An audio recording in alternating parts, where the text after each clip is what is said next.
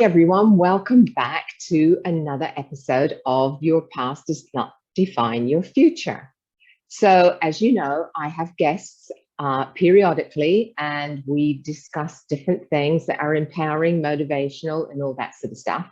And as you know, Helen Bella here, a growth mindset specialist, helping you overcome all your limiting beliefs and some of the stuff that goes on in your head, that voice that keeps talking to you. So I help you understand that voice and perhaps give you a more positive outlook. So today we have the pleasure of Linda Bruns, who is a brand new published author, amongst other things. So we're going to find out from Linda a lot about her today and about her new projects that she's immersed herself into for the last few months. So welcome, Linda. I'm glad you could make it today.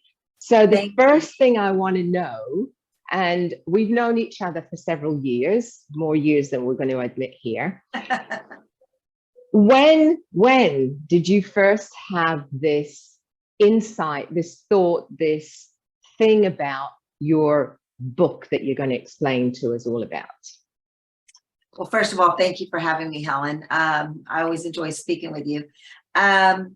I think this book has been in the waiting probably my whole life. Does that sound like? That sounds about right, yeah. Yeah. When I was a little girl, I used to write poetry. And then back in the 80s, I started writing song lyrics, and nobody never shared them with anybody. They were in my head, right? And I write them, I write them down on paper, and I'm like, this is going to be a hit one day, but how do you do that? So I have always been a mentor to other women and young girls, and have a coaching business. And I just want my mom, I had a TV show back in the 90s. It was on cable when I lived down in Naples.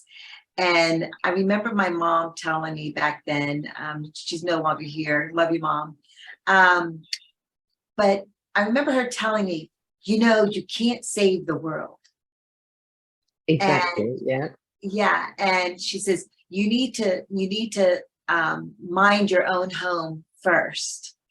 And I said, Mom, I understand that. I mind my home, but I want to help as many people in the way. It goes back to that starfish story. Are you familiar with the starfish story? I am not. No, share it with me. Oh, it's a beautiful story. So there was this young boy on the beach, and there were these starfish that had just come up on the beach, and they were just dying one by one. And he was walking along the beach, and he'd pick it up and he'd throw it back in, trying to save it. And this older woman comes by, and she says, young man, what are you doing? And he said, I'm saving the starfish. And she said, well, look at the beach. There is no possible way you can save all of them. And he picked a starfish up and he threw it in the water, and he said, I just saved that one. Perfect. I love it. It is. So, we can save the world one starfish at a time, Correct. And I want to do my part. It's not about me. It's about, helping as many people as I can. And the reason for the anthology, because it is an anthology, I invited, several women, some that I knew and some that I didn't know. You are one of the beautiful contributing authors. And if you have not picked up the book, can I show the book? Of course. We don't even know the title yet. You're keeping everyone in suspense here. Yes. So the name of the book is Wisdom Before Me. The suspense is over. Wisdom Before Me. It's an anthology, and there are 15 contributing authors, myself being one, Helen being another, that are just dynamic women. And what they're doing is they're sharing their stories of the adversity that they have overcome, what they learned in that process, and how it helped them move on to their future. And like your show, your past does not define your future.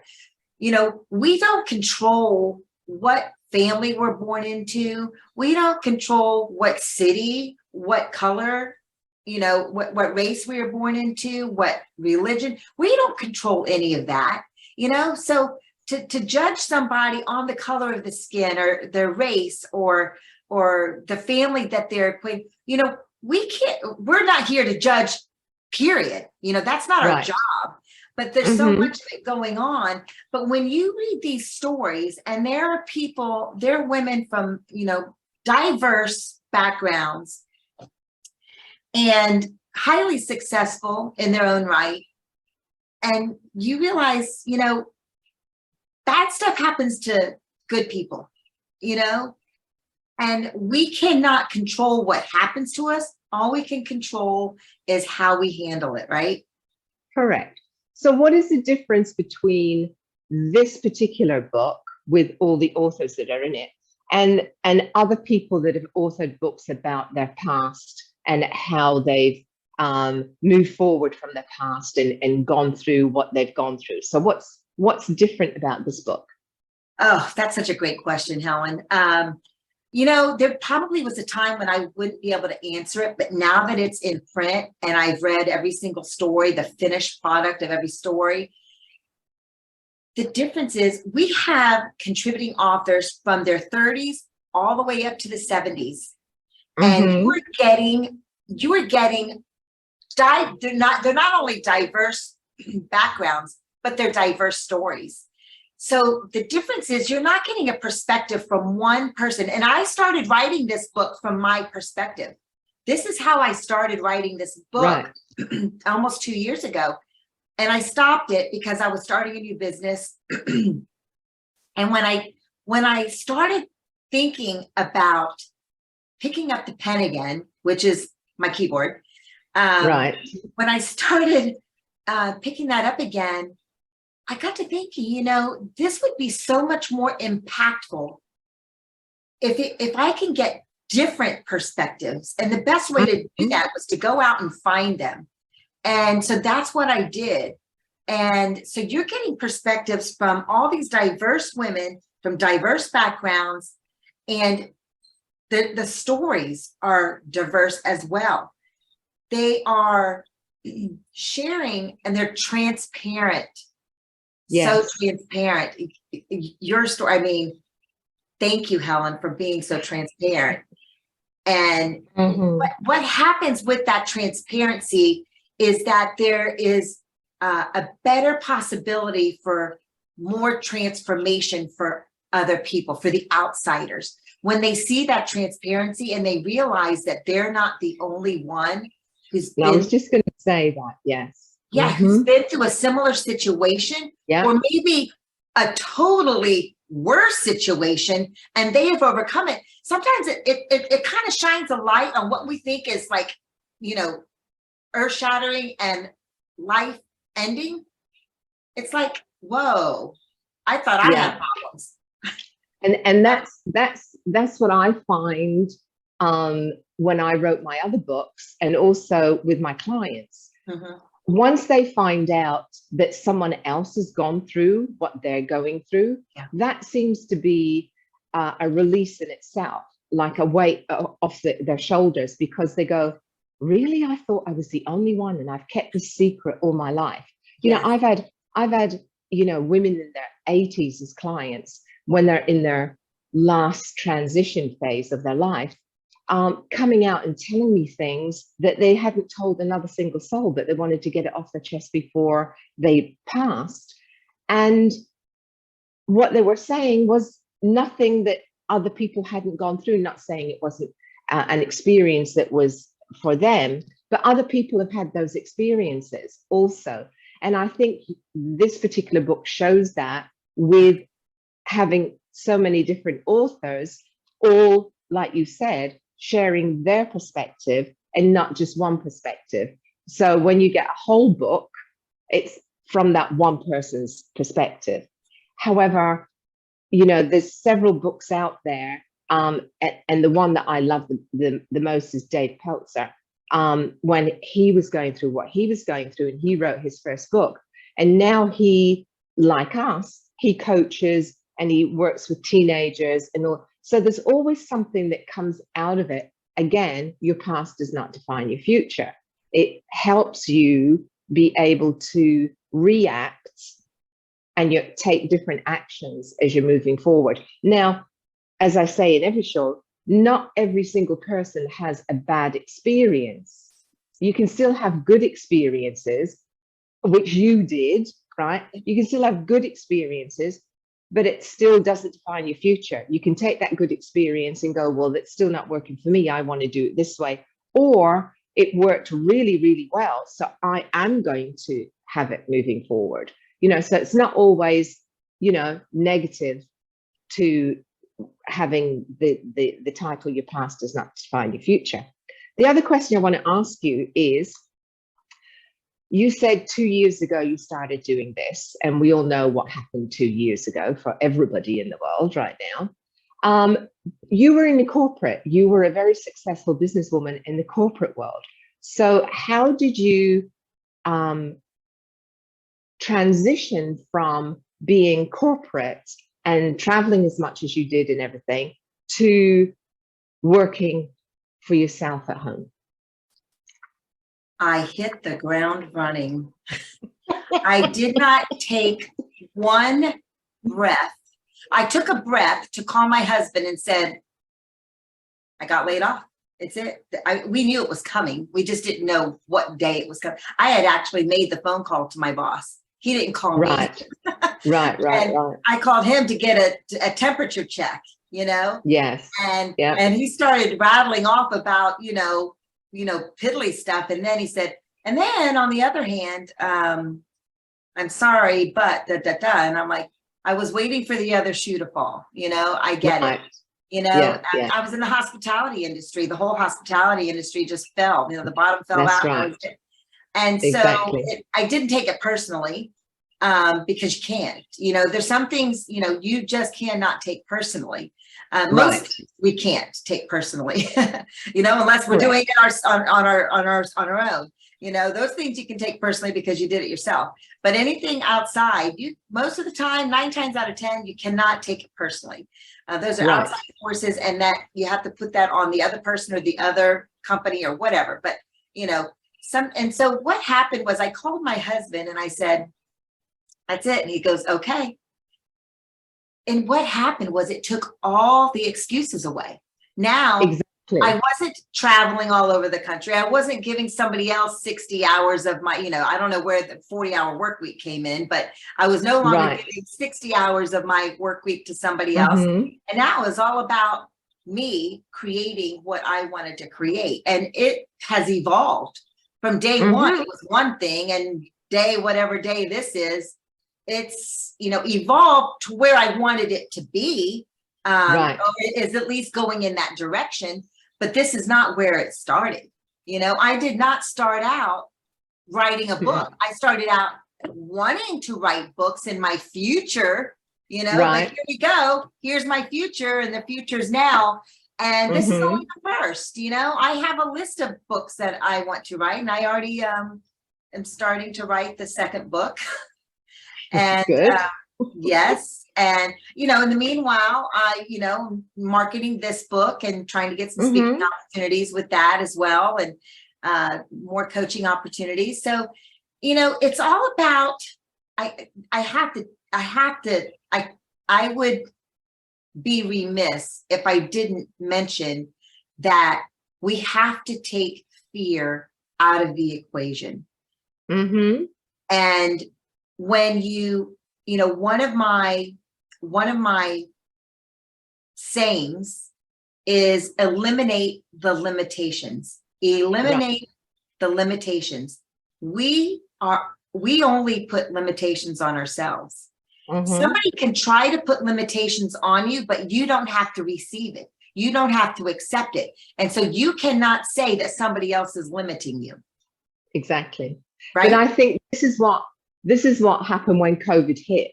A lot of women who had ideas or had on the side companies that they were running, but the fear side hustles. But the fear of, oh, well, if I leave, how do I support myself because the salary's good, or this is COVID forced them into that. So there was no fear. So therefore, it was like, okay, I've got to do this because I'm in fight or flight survival mode here. And a lot of women, men also, but a lot more women started their businesses over the COVID period and have never gone back to corporate again. They're just building and being successful with the business that they always wanted to do, but were, like you said, fearful about doing it. So it's a good thing. Mm-hmm.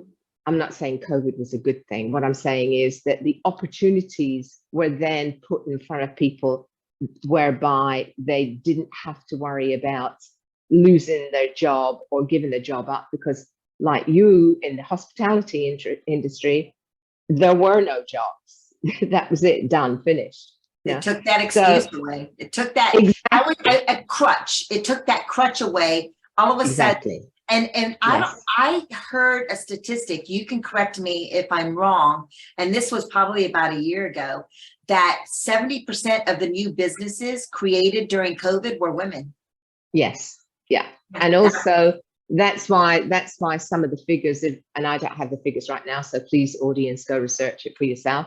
But the unemployment figures, where they're saying we can't get people to work for us, there's not enough people out there to go to work, people don't want to work, that's not correct. It's that there's more businesses being set up, self-employed, so therefore those people don't need to go and work and be employed because they're already employing people themselves. Right. And a lot of people in the hospitality industry, and a lot of the hospitality industry is made up of students and college people and things like that, they also found another way where they didn't have to go and work in a restaurant or anything like that. And that's why that industry has a challenge. Right. You know, and even I just came back off a cruise, and they were even saying that getting people on cruise lines was a challenge for the staff shortages. Okay.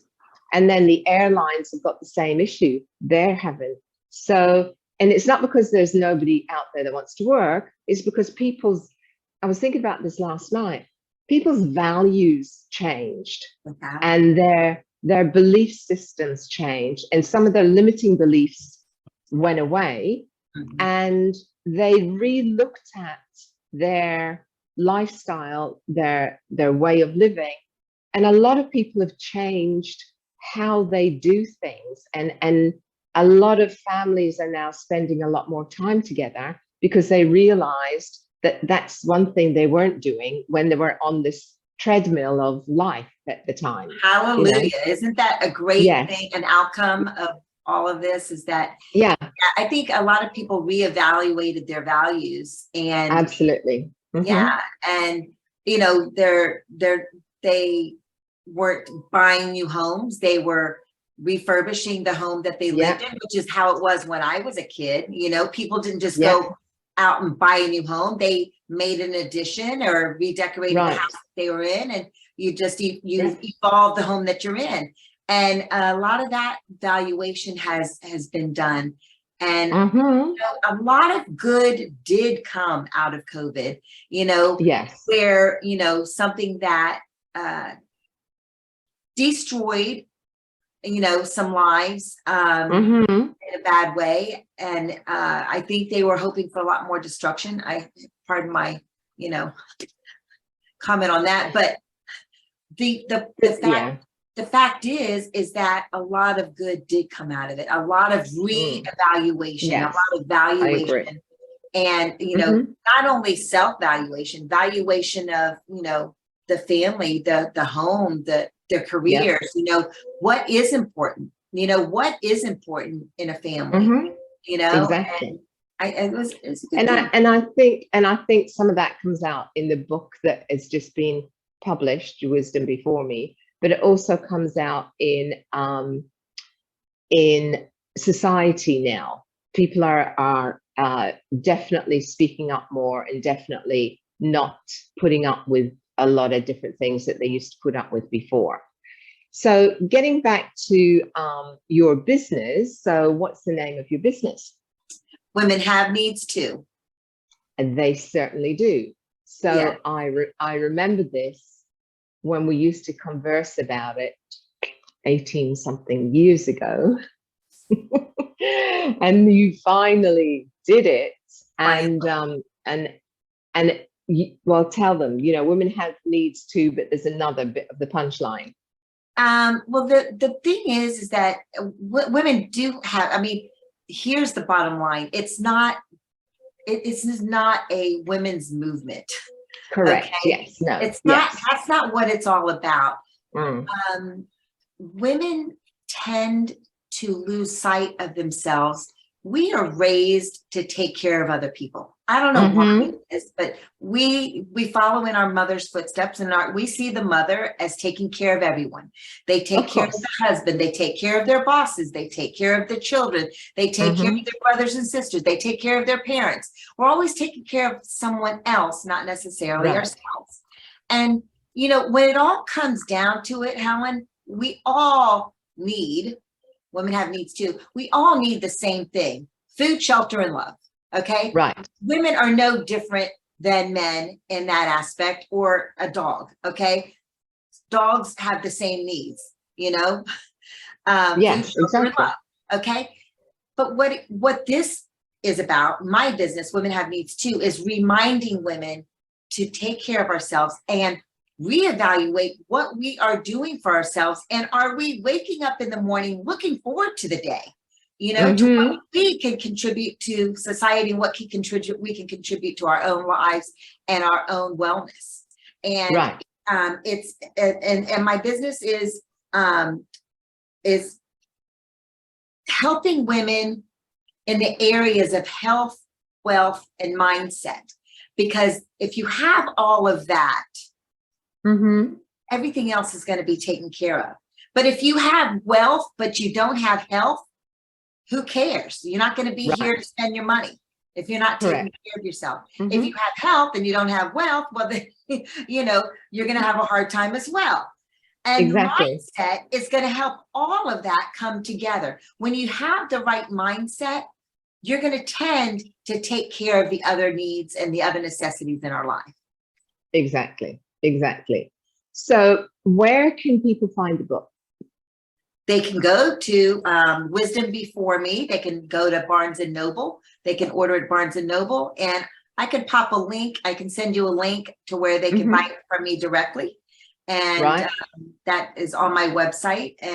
But I don't think you can find it. It's kind of on the back end, so there's a link that's special, but I need to get it on there. But maybe by the time this is publicized, I'll have it on there. Well, we will certainly be putting, or I will certainly be putting the link in when we publish this, and put the link in for the book and your website, and look forward to your next book now that you've got the typing fingers going there. Because I know when I first wrote my book, I think I wrote 6, one after the other, because you get into the mindset. You're like, I need to write this a whole nother book. exactly. And then things changed, and I haven't written, well, apart from the chapters in that book and the chapter in another book that I co-authored, I haven't written a whole book in a few years. But there are so many things that you can write. I blog, all that sort of thing, so there's always writing going on. And I would encourage the audience, there's a book in everybody. It's an old saying, but there really is. There is one book in everybody. If you look at your life, if you look at your experiences, if you look at how you have experienced life in general, there is always a book. There's always something that you can share. And I think if people, even if it's only a short book, or, it doesn't have to be, a great big thick encyclopedia. Mind you, most people probably haven't seen a thick encyclopedia these days. No. What we're looking at right now is our encyclopedia, our phone, our computer. That's our Yes, exactly.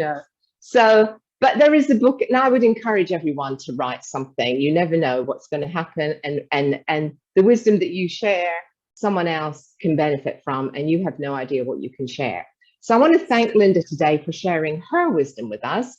Please click the link, buy the book, and get the wisdom of, there's 15 authors or 12 authors? 15.